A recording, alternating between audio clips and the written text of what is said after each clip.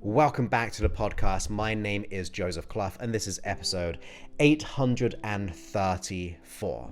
Now, in today's episode, we're going into the differences between what the conscious mind is and what the unconscious mind is, or you could say the subconscious mind. And we'll go into a little bit of that soon. But if you've been listening to me for a while, you know that I do hypnosis. And I thought it'd be a good idea to have an understanding of why hypnosis works so profoundly and what it is in terms of the unconscious and the subconscious. If we just take the conscious mind right in the beginning, the conscious mind is really what you're in control of right now. What you're consciously aware of, the conscious functions that you're doing. And everything beyond that is very much subconscious or unconscious. In other words, let's just say you have anxiety. And if you cannot change that, if you cannot stop the anxiety, it must mean some other part of you is running that process, right? If you have the fear of failure, the fear of not being enough, and if you could let it go by clicking your fingers and doing so, you would by now. But if you cannot, it must mean something else is running it, and that is the unconscious mind.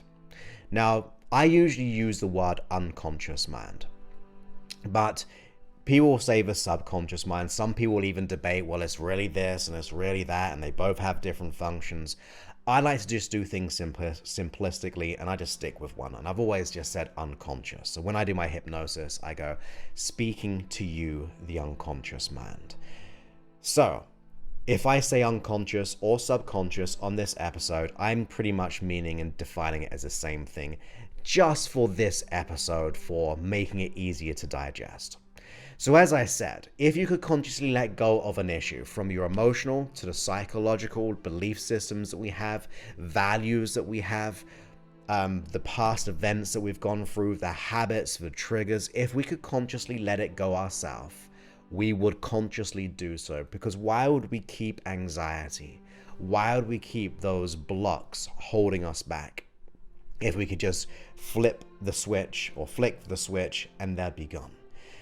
If you cannot, as I said, it must mean it's your subconscious or unconscious mind. So why does the unconscious mind run such habits, behaviors, belief systems, emotions which do not on the surface serve us? Like anxiety doesn't help us. It doesn't make you feel good. Believing that you're not enough to go for that relationship or to go for that job or to be worthy and deserving of more abundance on the surface does not benefit you. However, one of the biggest learnings that I discovered when I started working with people, and even when I was working throughout my own issues of not believing I was good enough and my blushing and my anxiety, was all about intention. Okay? Forget about the behavior or the outcome of the problem. Like blushing, that's the outcome. The anxiety is the experience and the outcome and the behavior, all those things. Think about the beginning aspect. What is the start of it? And it's going to be an intention. So what is the intention of anxiety? Well, it's trying to prepare you for all the things that could happen. Whether they will happen or not, whether those images we're creating in our mind, which are so extreme that it causes our anxiety to do all these things, then if we think about it, it doesn't feel good, but it's trying to do something. From even things like, say, smoking. People do it from boredom, they do it from enjoyment, they do it through socialization, they do it through stress. When it comes to even things like weight issues, they can do it through escapism, comfort eating, the trained behaviors what they grew up with. Every behavior that we have within us that we dislike, on the surface and the outcome of that behavior might be so horrible for our experience in reality, the intention as to why your body does what it does is going to be positive. right? It's going to be positive. Even things like emotions. Anger is there to try to protect us. Guilt is there so we don't do another bad behavior again.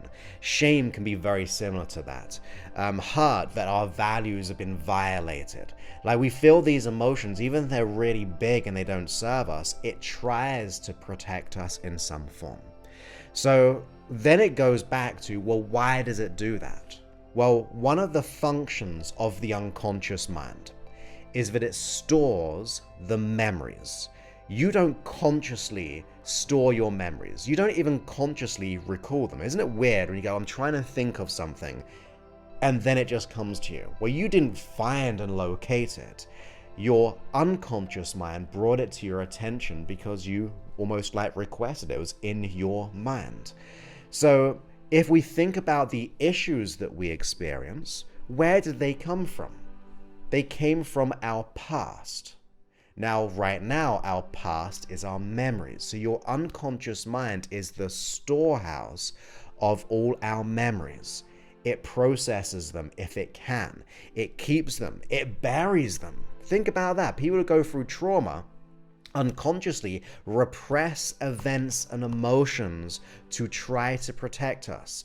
If we go through trauma, even things like physical, sexual abuse, or if we've gone through a significant event, like an accident, the brain can just like delete or temporarily delete your experience because it tries to protect you. So it represses memories for protection.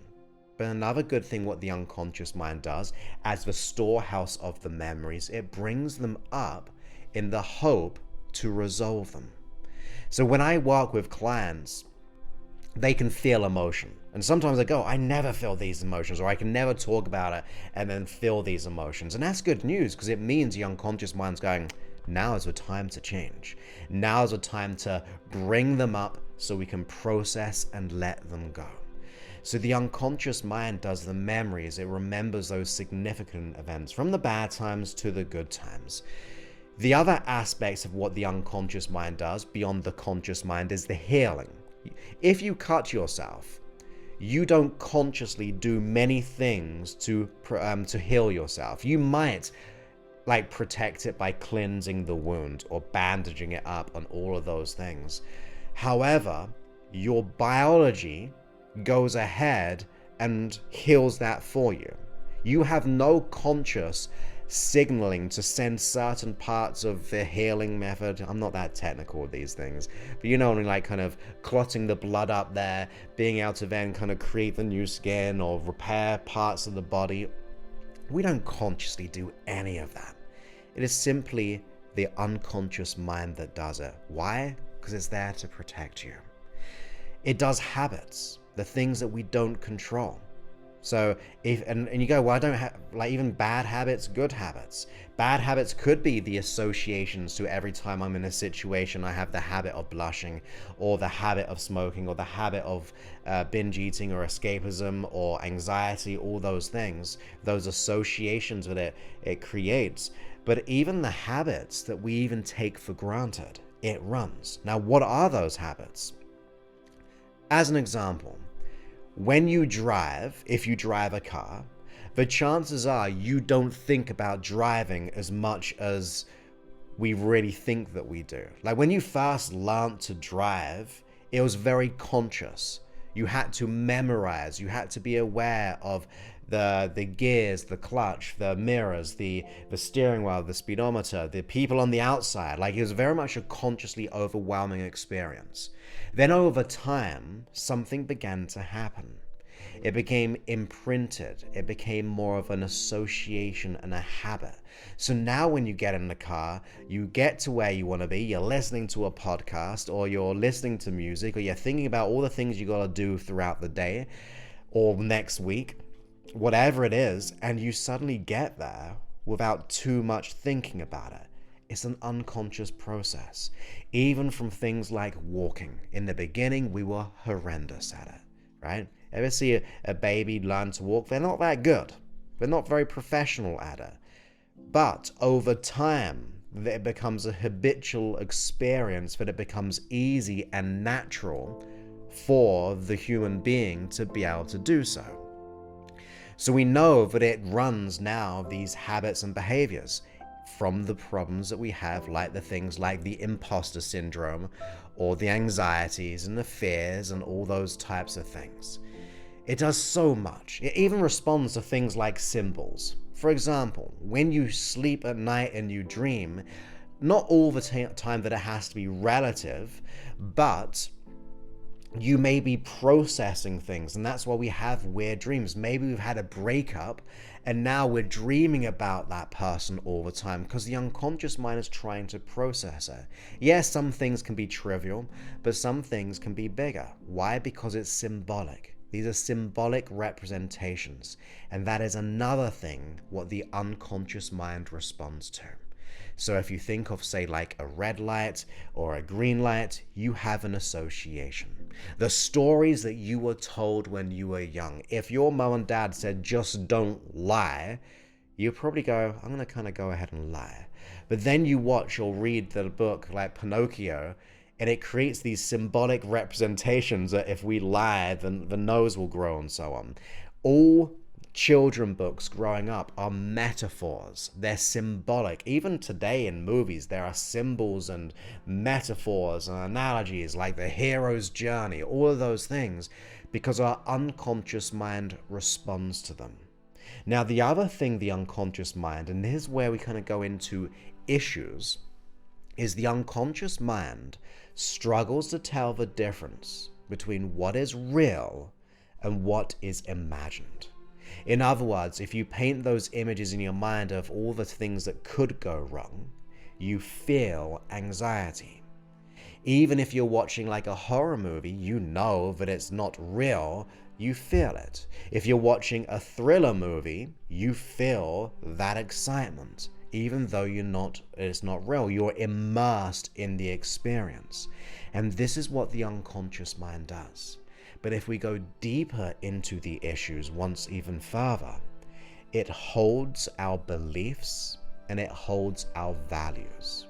Have you ever had a belief, or let's say you've had a conversation with someone, even an argument, a debate with someone, and then you are presented with evidence that goes against your belief? You will hold on to that belief as much as possible, for most people, unless we're very open-minded, because we've been accustomed to it. It made up our reality.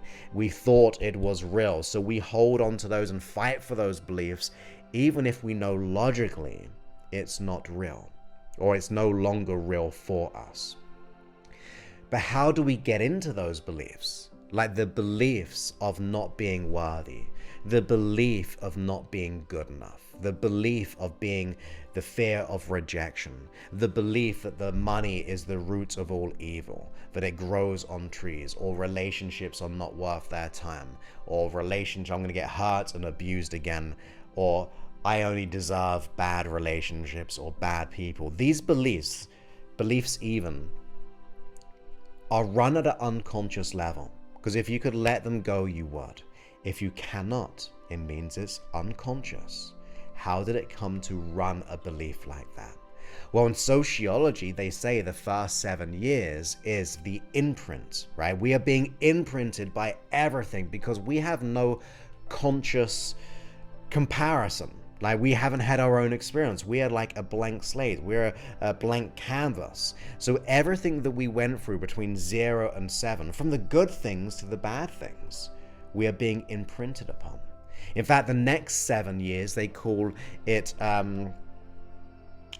the modeling. Almost forgot it there for a second. Where we model people. We're modeling those around us, from our guardians, our parents, our friends, people in the media who we look up to, teachers, all of those things. You start to model them. And these 14 years of our life, we are creating and generating beliefs about who we think we are. Beliefs about the external, as in about money and about relationships. So if you grew up and your parents said, look, you've got to be getting A's. You've got to be perfect. We have high expectations on you. What kind of belief, being so young, could you actually create? The belief that you've got to be perfect. And that's where we get this perfectionism kind of issues that we have. Sometimes if we just grew up about, if we were just being told we're never enough, never good enough, your unconscious mind, if it hears something enough, especially from an adult, and one which we may have associated maybe as a parent, we can go, well, that must mean I'm not worthy. Or I could go for an event. Like one of the events I always think about as an example is when I was made to stand up in front of my class friends to answer a mathematical question. I was about 10 or 11 years old, and I was in England, like primary to secondary school. So I was just about to go to the next level the next year. My maths teacher made me stand up in front of everyone, and I was unconfident anyway. And I didn't know this mathematical question. I felt all of this gaze on me, all the energy, all the heat. My heart was going, and I didn't know the answer. I had this dread throughout my whole body. And then the teacher said something in like the words of like, Joseph, if you don't get this, if you don't know this, how are you expected to be able to go to secondary school? How are you expected to go there? So in that moment, I internalized not just about school, I internalized it about my own identity. It must mean I am not good enough, right? I generalized it as that must mean I am not good enough or capable. And that just reinforced things. And I didn't consciously decide that. But a part of me did, which is the unconscious mind. So the beliefs that we have about ourselves are decisions that we've made, and let's say bad beliefs in this context, like beliefs which don't serve us, were formulated and decided upon under stress. Now, if we take my example, how much knowledge did I have about the world as a 10 or 11-year-old? How much life experience did I have? And when there's an authority figure, when I'm under this stress, of course it's easy for my unconscious mind, being under stress, being that young, to go, well, yeah, that must mean I'm not good enough, and internalize it. So it assumes that belief. It goes into also things like values as well. So the values that were installed upon us. High value for money or a low value for money. Or when we think about money itself, if it's charged with fear and scarcity, worry and debt, in comparison of money is amazing and I love it and I can't wait for the fact that it's coming toward me. All values that we have in our health, our relationships, and our career are all unconscious. They were instilled upon us as we were growing up. Yes, they can change organically and naturally, but sometimes if there is a reason to keep them, and we go back to intention, if your unconscious mind thinks that this is the only way to be safe, it will maintain the belief, the value, the feelings and emotions, the actions and reactions, the neurological associations to those things or people or relationships, health, career in general. It will keep repeating the same old story, the same patterns, because it thinks it's trying to protect you. So now we can see all of this of the unconscious mind or the subconscious mind. It runs all of these things, all beneath the surface. And we have to wake up to the fact that that is not who we are and that we can change. In fact, the analogy I have in my mind is who's like driving the bus or who's driving the car. Are we driving it, or is our unconscious or subconscious mind doing it? Is it on the autopilot and we're just a backseat driver or a passenger? I think we shouldn't be passengers in our own life. We shouldn't be passengers to our own mind. So I like to think the unconscious mind will keep on repeating because it thinks it's doing a good job, and it is intentionally, not in outcome, but intentions, that we have to get back in the driving seat. We need to assume responsibility.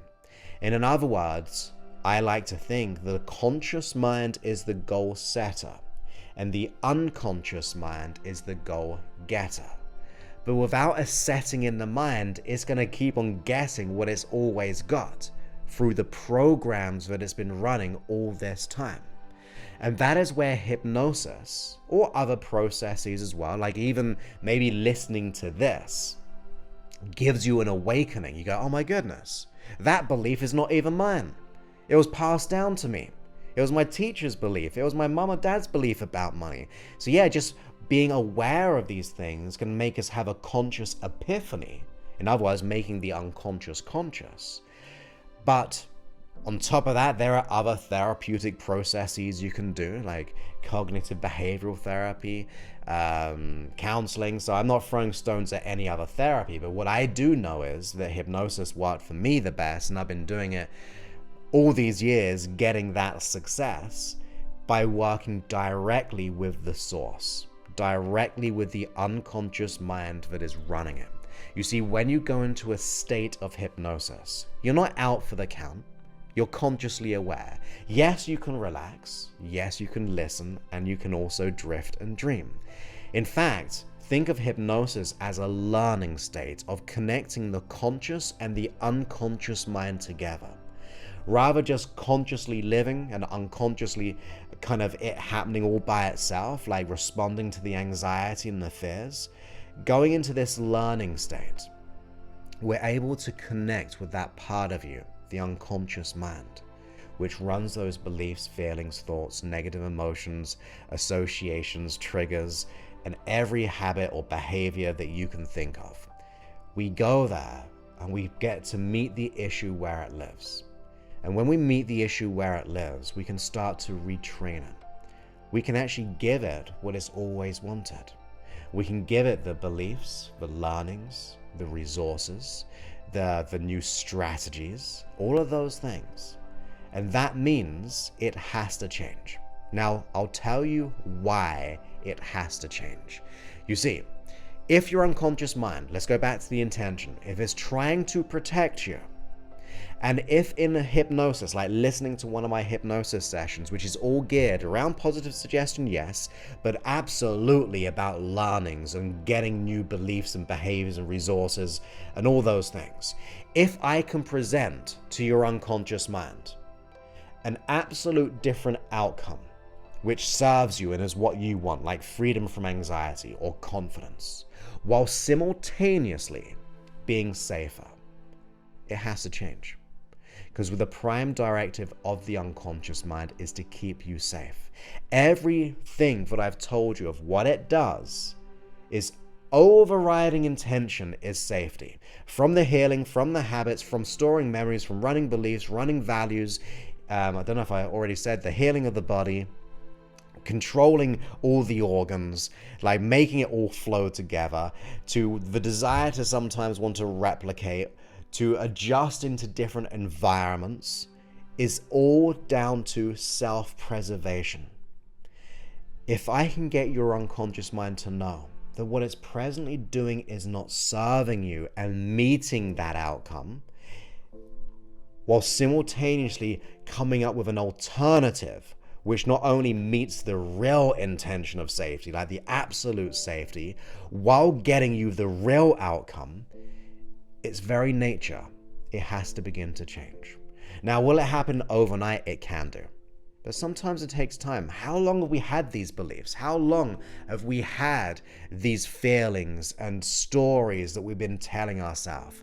These addictions, these sedations about life, all the programming from the outside, from the social media, from people that we've grown up with, or the events, the relationships. Look, we've been programmed for a long time. So it can take time. But isn't it best to take some time and therefore make the rest of your life one of absolute freedom? Absolute freedom. And that, to me, is why hypnosis works. And on top of that, the difference between what the conscious mind is and the unconscious mind. When you meet the issue where it lives, the unconscious or subconscious, you are able to then let go of all the things that no longer serve you and get you to where you desire to be. And I believe in you in every way. I've been there And I know how to get out of that. So if you ever wanted to personally work with me and my program, it's like a 8-week program. It's fully customized.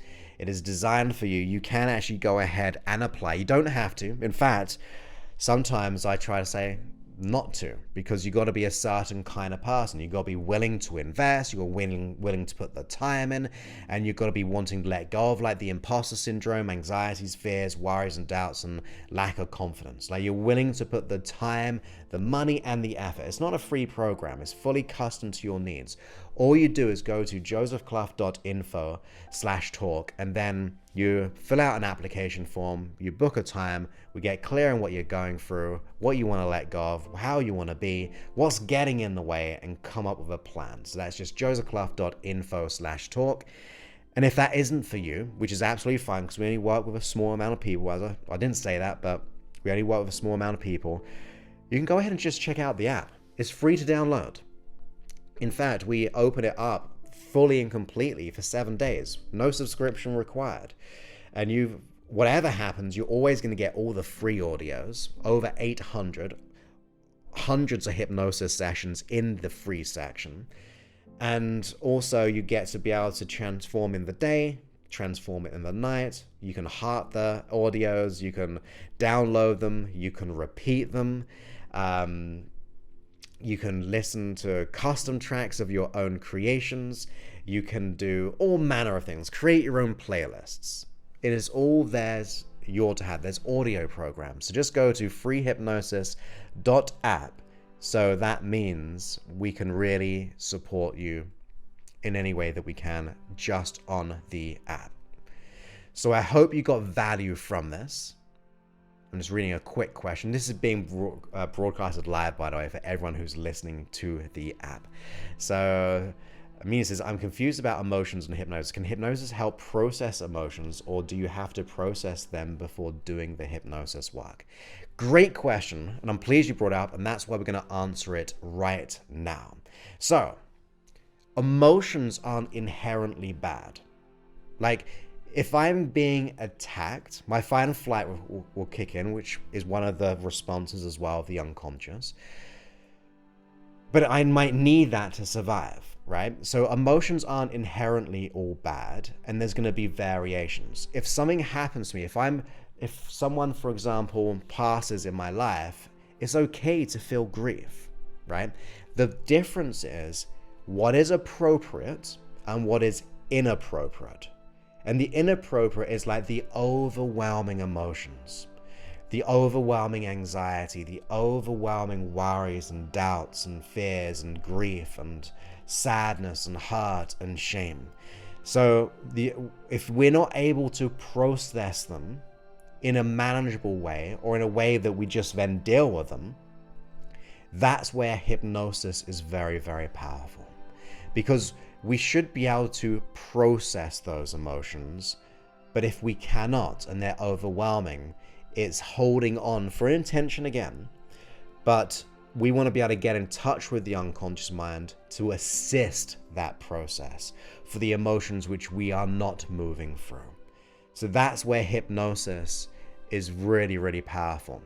Now, one example though, because that was like a lingering of emotions, which therefore is, and it's overwhelming and inappropriate. Let's say it is fresh, right? It's a fresh event, and we still feel that it's overwhelming. Well, hypnosis will allow us to deal with it in a more resourceful way.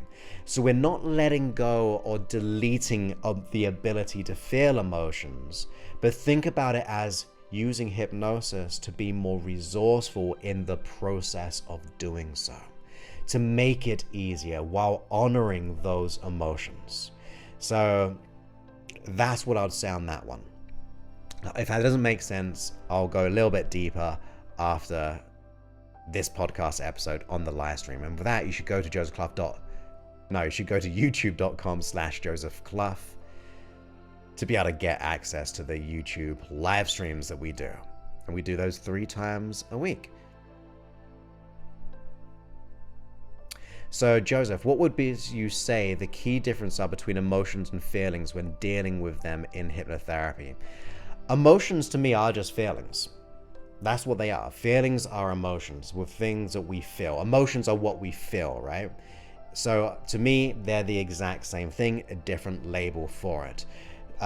You could say maybe you've got a hierarchy, or think of it as like context and content.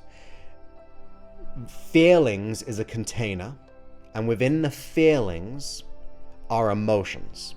Like I can feel anger, which is just one, which is a feeling, right, and an emotion. But also I can have feelings about many emotions. So if I were to differentiate it, I'd be going down that level of like, I can feel many emotions. So as more of a meta is the feelings, more ambiguous and can contain many, but it also contains the one emotion as well. But I think that's when we're going real into semantics of the details. But most people go, well, I just want to let go of this feeling, or I want to let go of this emotion, and so on. So, but that's how I'd categorize it. But anyway, I hope you got value from this live podcast, as you know, and I look forward to speaking to you on a future one. And with that, we'll get back to the live stream chat in just a moment. So many thanks and goodbye.